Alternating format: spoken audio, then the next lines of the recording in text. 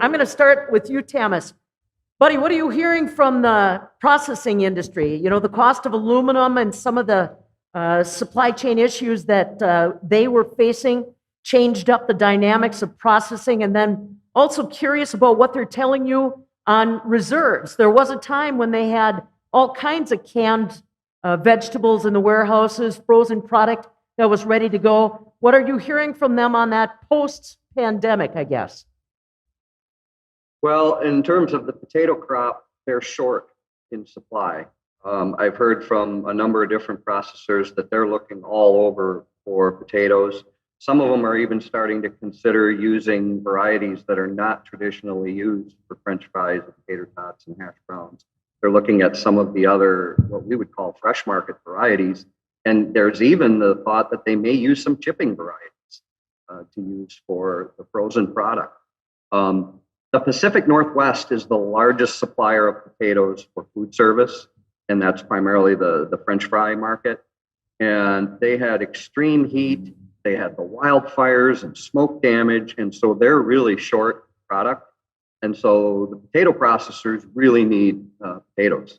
We could see significant price increases in that area. And I've even heard in some locations there's a shortage of French fries this year. And someone even told me that at one of the local restaurants, fast food restaurants, they said, sorry, we're out of French fries. And that's just unheard of in our industry. And so there's a little bit of a shortage of potatoes. On the canning crops, I think we're okay. Again, we've seen really good demand for those products since the pandemic. That's been one good thing for our farms, is that since the pandemic, people are staying home more and eating more of the canned peas, beans, and sweet corn and carrots and the like. And so that's been good for our industry. Sean. Yeah, thank you. Sean Paff, contract lobbyist, agriculture. Question for Mr. Mitchell and the gentleman up here, and maybe Tamas has something, but I'll start with Mr. Mitchell. The income numbers you showed certainly went up, and it was because of government assistance, et cetera. How much was that to offset trade policy, or are the two related, or did trade policy augment farmers' income over the last 5 years? And how did that fit into that? Because, you know, there's a lot of trade discussion. Gentlemen talked about Brazil having poor weather. Is that going to help us in the trade debate? So just kind of how does that fit in to farmer income over the last few years and going forward? Thank you. I'll start, and then John, I'm assuming you got something to add as well. Yeah, the trade is always an important issue, and you'll have to see, and some of these industries have been really hit by it. I know the ginseng industry in the state is really having trouble. A lot of the trade war, farmers were compensated with MFP payments, and then prices went up on their own, and so everyone kind of relaxed on it. But a lot of those trade problems haven't gone away. Those same tariffs and stuff are still there, and that's like ginseng is still suffering from that. And I don't have Tom Lochner on, but I'm sure cranberry was another crop that was hit pretty hard by those. And so those trade restrictions, for whatever reason, once they go in, they don't come away very quickly. And so MFP compensated for it, and then CFAP came in as a coronavirus. In the future, though, I'm curious on that side. I don't know. Maybe John has something to share there on where we are in the trade with them. Well, I'll let you pick up on the grains. Yeah, you know, obviously when the trade war happened back in, you know, the previous administration, that did put a lot of pressure on prices. You know, you're talking the world's largest importer of multiple commodities in China. Now, when they came back into the market, they were at a deficit, and they came in and bought aggressively. And we throw in some of the weather issues that we've seen in the last couple of years now that makes the global supplies tight. As competing importers are also very, very concerned because, you know, they need their supplies, and that's some of the reason we see the strength in the market. Is last year, a lot of importers were caught on the short side of the equation, didn't get the supply secured they need, so now they're willing to bid up because they don't want to fall into those traps again. You know, so obviously the trade side is still going to stay there. You know, we just got done with our close to the end of the phase one deal. The numbers weren't where we wanted them to be. Maybe that's some of the reason we're seeing China step into the market here as some quote-unquote good faith purchases to kind of show that sympathy again. But still, if we see tighter global supplies, they have a food need issue in China.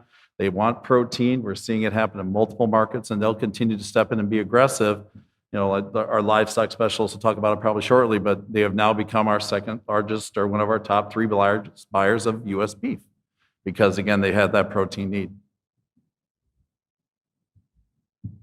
Larry Lee with Brownfield Ag News. Question for all three of you, but I think this will land in Tamas's wheelhouse.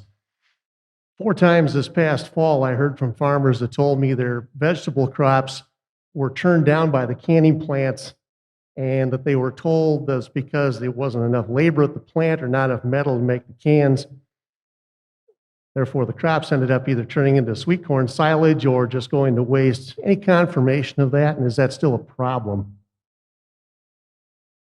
Yeah, it is a problem, and our vegetable committee talked about it at a recent meeting, and we're just not sure what we can do about it. I mean, we know it was the case at a couple of the processing plants when it came time to harvest our crops. They simply didn't have the labor there to take in the product, process it, can it, and get it out. And it hurts the growers. Fortunately, these processors have established a past acreage pool where if they skip your field, there's a pool of money there that they can pay the growers, and other growers, a lot of our growers now have crop insurance. And so in that sense, they were made whole. But it's a real issue. And we thought about, do we contact processors and say, hey, you're not supposed to pass acres based on the fact that you don't have labor? But we all kind of tossed it around and said, but what can you do about it? There's really nothing they can do if they simply don't have the help. Now, you can ask them to start paying more for their workers, but then that's just going to raise their costs, and it'll trickle down to the growers too. And our growers are faced with a similar issue in that we don't have enough labor, and in order to get them going, we have to pay more for those workers. So it's a real problem in our industry, and we just don't have a solution right The one thing I'll add is I think a lot of the inflation that we saw in the producer price index that's pushing over into consumer. Mark Stevenson, he'll talk about it, but a lot of that inflation is driven by labor shortage. He's the first one who heard talk about this. He said before it was energy costs, this time around it's labor. And I think there's still a lot of inflation. All companies, it's not just the processors here in the state. In general, labor is much tighter. I mean, the unemployment rate, I didn't put it up, but it's down below 3% in the state. It's very tight for everybody again. And right now, the only tool we have to help get people in the market is to pay them more or change their work-life balance and make the jobs different. All that means is higher costs for companies. Some of that is going to be passed down the supply chain to the consumer eventually. And so I think we've got a lot of that inflationary pressure or pushing those costs onto consumers. And I think we're not done with this yet. I think there's a lot of that yet to come. Question on those land values, Paul, that you had up there, and John obviously is watching them too.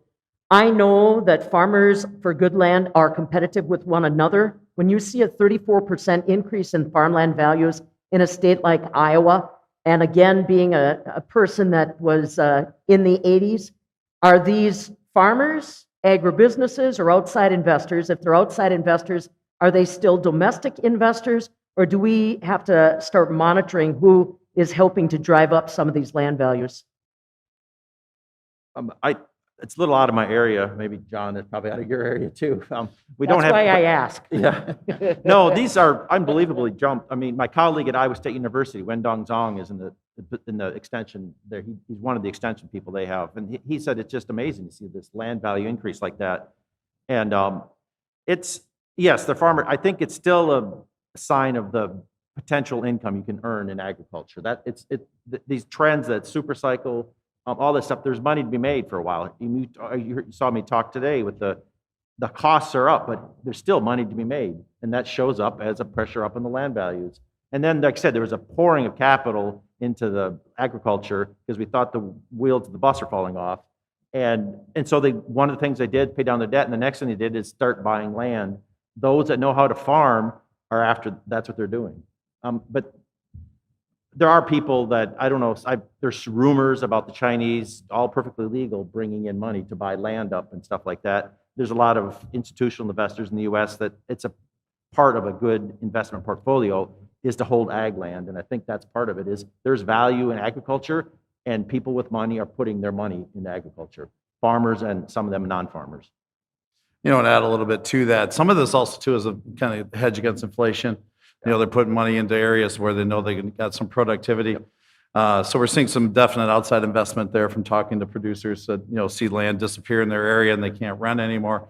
Some of the two also is the carbon capture movement and some of the investment by industry saying, hey, we want to be a part of the green movement, and having land as, as an asset is something that they're going after, in terms of look at who some of the largest landowners are in the United States. Yeah. And again, those are not producers, but they're outside investors, and then to use that, as an asset.